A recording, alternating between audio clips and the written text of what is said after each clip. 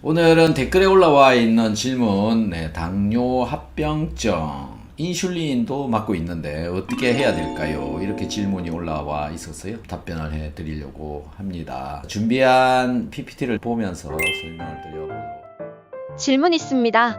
남동생이 당뇨 21년 앓고 있고요. 합병증으로 눈, 귀도 안 좋고 빈혈도 있어서 혈액도 보충해야 한다고, 신장이 좋지 않아 병원에서 투석을 해야 한다는데 어떻게 해야 하죠? 알려주세요. 현재 인슐린 주사 맞고 있어요. 그리고 체중은 39kg이고요. 굉장히 심각한 상황에 이제 와 있는 것이고, 이런 상황이 되어져 있다 보니까 결국은 투석을 해야 되니까 먹는 것도 제대로 먹지 못한다. 먹는 걸 제대로 먹지 못하면 몸이 제대로 돌아가느냐? 우선 이렇게 반문을 하고 싶은데요. 그러면 왜 못 먹게 하면서 그 다음에 제대로 먹지도 못하면서 투석을 계속하고 있느냐? 일종의 연명을 하고 있는 수준에 지금 와 있는 그런 상황으로 저는 느껴집니다. 체중이 39kg 정도로 빠져 있다.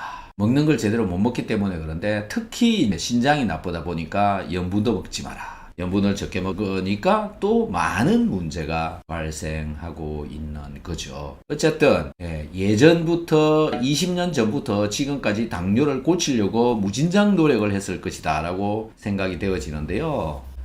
많은 노력을 했음에도 불구하고 왜 안 고쳐지느냐라는 건데, 당뇨병은 안 고쳐지는 질병이라고 얘기를 하기 때문에 그렇습니다. 그리고 고쳐지지 않는 방법만 사용하고 있기 때문에 그렇죠. 그래서 고치는 방법에 대해서 좀 이해를 해보는 게 좋지 않을까 싶은데요. 지금까지 이 당뇨 산업에는요, 약물이 굉장히 깊이 있게 관여되어져 있다.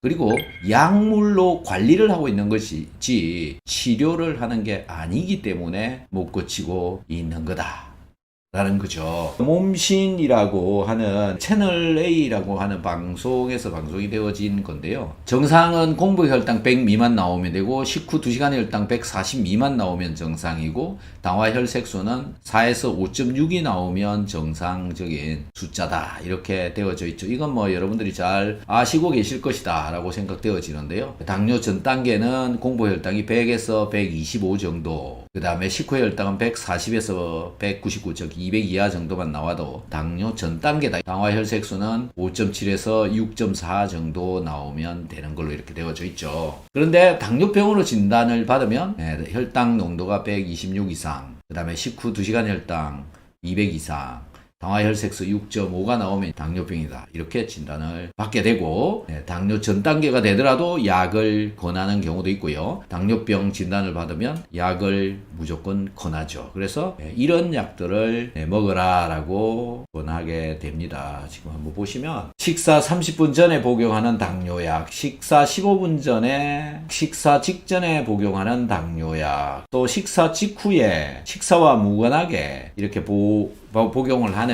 당뇨약의 종류는 엄청 많죠. 그런데요, 이런 약들은 약물이 당뇨에 작용하는 기전, 왜 이 약이 당에 듣느냐 라고 하는 것이 우리가 명확하게 이해를 할 필요가 있습니다. 자, 이거 한번 봐보시면요, 작용 기전이 당뇨병에 따른 각각의 약제의 계열이 있는데, 메트포르민, 티아졸리딘디온, 설폰 요소제, 글리나이드, 알파 글루코시다제 억제제, DDP4 억제제, GLP1 수용체 작용제, 그 다음에 SGLT2 억제제, 인슐린 주사, 이렇게 되어져 있는데요. 직접적으로 당뇨병과 밀접하게 관계가 되어져 있는 것은 인슐린입니다. 즉, 인슐린이 잘 분비가 되어지느냐 안 되느냐에 따라서 당뇨에 영향을 가장 크게 끼치고 있다.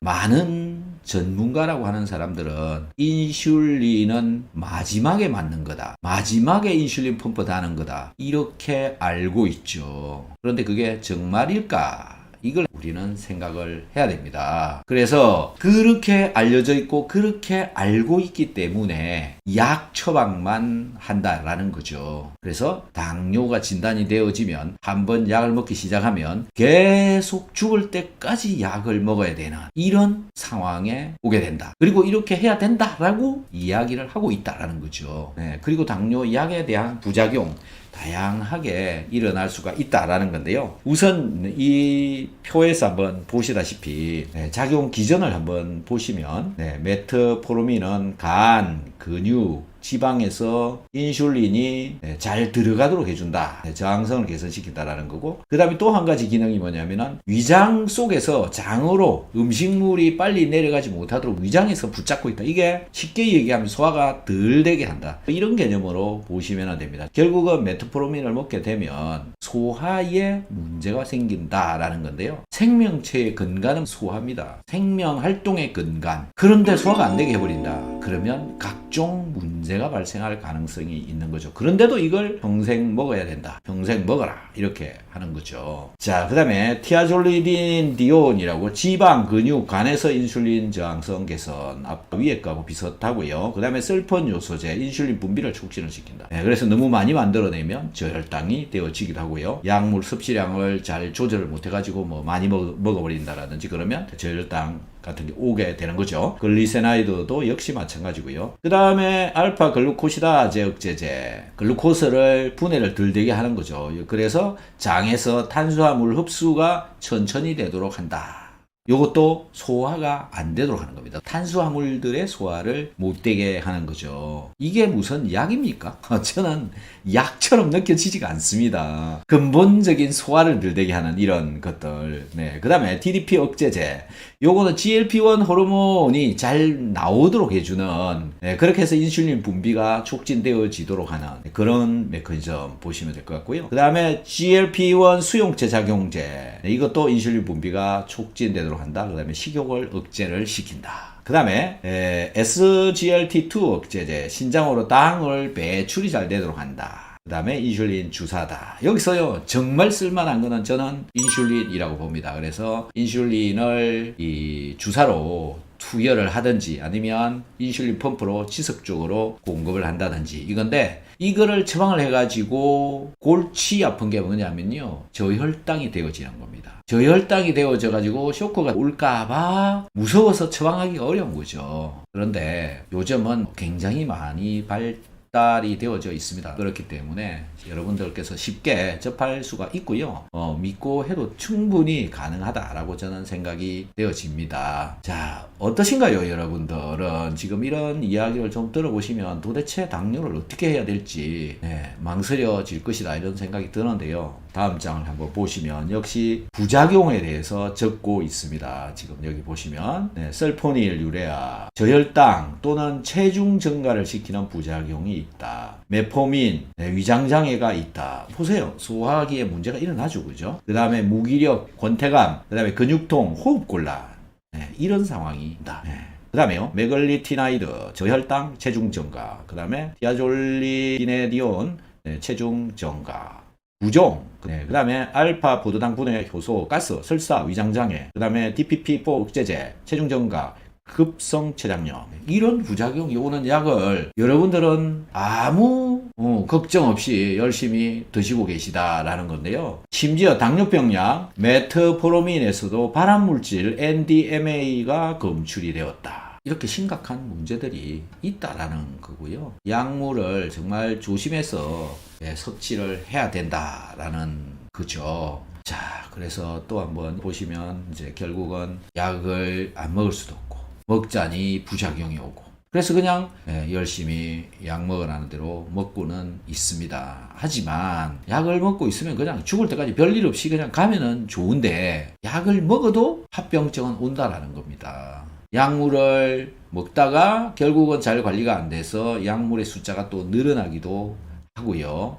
약물의 숫자가 늘어나다가는 또 그게 모자라면 인슐린을 처방을 받아서 주사로 또 맞기도 한다. 그리고 그 인슐린의 단위수가 점점 증가한다. 그러다가 어떻게 되죠? 이제는 신장이 망가졌습니다. 투석을 합시다. 그래서 또 투석을 하는 거죠. 투석을 하게 되면 이제 각종 음식물이 더 지독하게 제한이 되어집니다.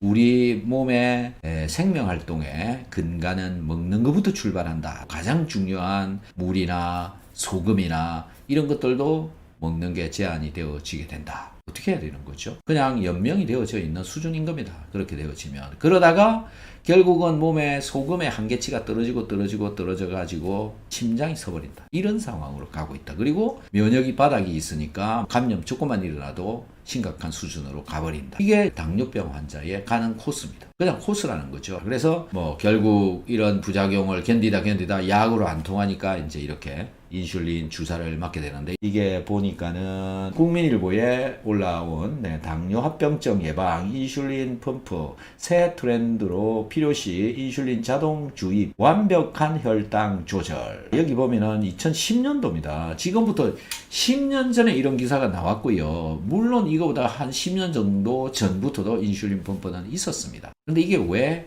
많은 사람들한테 알려지지 않고 있는지 저는 상당히 의문스럽습니다. 왜 권하지 않는지 모르겠습니다. 이런 걸 여러분들은 이해를 좀 하셔야 될 거라고 보는데요. 혈당 조절이 완벽하게 된다. 먹는 거 마음대로 먹고 완벽하게 혈당 조절이 되면 당뇨 합병증이 올 수가 있나요? 약물을 먹어가지고 이 완벽한 혈당 농도 조절이 안 되기 때문에 합병증이 오는 거거든요. 괜찮아진다면 해볼만 하지 않습니까? 그래서 한번 고려를 한번 해보시고요. 당뇨로 고생을 하신다면 정말 저는 인슐린 펌프를 달아라 라고 말씀을 드리고 싶어요. 또 다른 분이 있습니다. 이분이 건국대 의대 교수님이신데요. 당뇨 인슐린 펌프로 제가 보기에는 세계에서 가장 유명하지 않나 이렇게 생각이 되어집니다. 이분도 뭐 방송에 명의로 여러 번 출연도 되어진 분으로 알려져 있습니다. 당뇨 명의 최수봉 교수님, 당뇨병은 불치병이 아니다. 완치 가능하다. 이렇게 얘기를 하고 있습니다. 당뇨는 못 고치는 병이다 라고만 알려져 있고, 많은 전문가라고 하는 이들은 당뇨는 완치가 되는 병이 아닌 못 고치는 병으로 되어져 있습니다. 저도 그렇게 알고 있고요. 저도 이 이야기들에 관한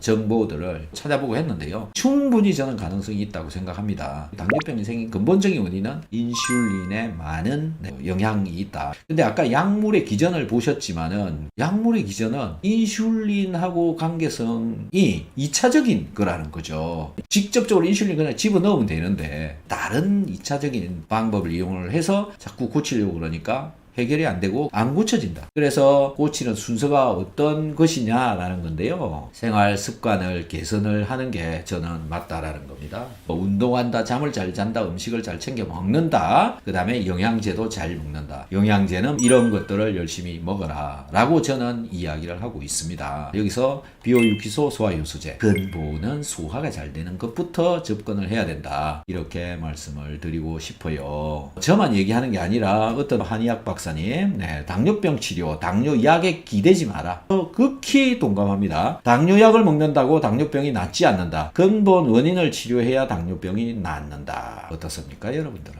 그리고 당뇨병 약 주의해서 사용하세요. 이런 포스터도 있습니다. 당뇨는 약물을 먹고 그냥 살아가는 거다 이렇게 알고 계시는데, 결국은 약물의 부작용과 당뇨병은 고치지를 못하고 결국은 투석까지 가게 된다. 물론 뭐 투석 전에 문제가 발생하는 경우도 많죠. 그래서 고치는 방법을 꼭 좀 찾아보셔서요, 당뇨를 탈출하시기 바랍니다. 첫 번째, 생활 습관을 개선을 한다. 이거부터 하시고요. 철저하게 하시는 게 중요하죠. 그 다음에 약에 의존하는 것보다는 인슐린 펌프나 인슐린 주사인데요. 인슐린 펌프와 인슐린 주사 중에서는 그냥 인슐린 펌프를 다는 게 낫다라는 건데, 불편하지 않냐 이런 얘기를 또 많이 하죠. 샤워를 하는데도 불편하다, 운동을 하는데도 불편하다 이런 얘기를 하는데, 요즘은 그렇지 않습니다. 굉장히 발달이 되어져 있어서요, 샤워하는데도 큰 문제가 없다 라는 거고요. 발가락이 썩는다, 눈이 안 보인다, 투석을 해야 된다, 이것보다 샤워할 때 좀 불편한 게 더 나은 거 아닌가요? 답은 너무 자명한 겁니다. 낫는 게 중요하지 불편한 게 중요한 게 아니다라는 거죠. 그래서 다양한 방면으로 좀 알아보셔서 여러분들의 당뇨를 구축하시기를 바랍니다. 정보는 굉장히 많고요. 이 많은 정보를 여러분들이 어떻게 잘 선택을 해서 하시느냐에 따라서 여러분들의 삶과 인생이 달라질 수 있다.